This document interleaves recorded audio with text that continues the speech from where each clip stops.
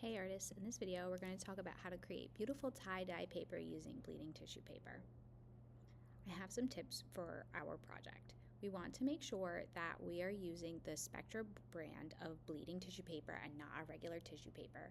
We're going to pre-cut the tissue paper into small squares and place them into a shallow bin. We want to keep our hands dry when touching the squares because the dye will temporarily stain your hands. Wet the paper first with a brush and then apply the squares one at a time, not clumping or piling them up. Think about choosing specific colors and avoiding the black colors. Overlap the edges and then apply more water to fully saturate them. Optionally, after applying the tissue paper, you can get a second piece of paper, wet it, and then apply it wet side down to the top of the tissue paper. So here's the materials that we need. We need water, a brush, and some paper. I'm going to start by wetting a section of the paper first, and then I'm going to stick the tissue paper down with just water. We're not using any glue for this project. We're just using water. The bleeding tissue paper is activated when it becomes wet. So the colors will start to blend into the paper almost like a watercolor paint. So you might want to think about what colors you're putting next to each other, and if you want to choose a specific color scheme, or avoiding choosing the black ones because it's going to make the tie-dye kind of dark unless you like that for your design.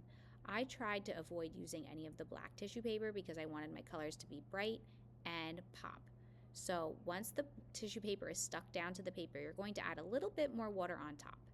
I like to do half of the page with water and then the other half so that way nothing is dry. I want to make sure that everything is nice and juicy and saturated with water. The water is going to help the tissue paper stick down, but I like to add more water on top to make sure that the colors are fully saturated and get really absorbed into the paper that we're using on the bottom. So I like to work going across the paper and make sure that all of the tissue paper is fully saturated with water and sticking down.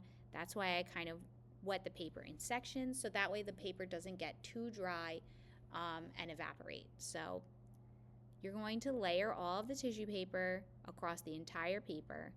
And then at the end, if you want to make an extra piece, you can wet an entire piece of paper and then place the wet side face down on top of this, kind of like a sandwich.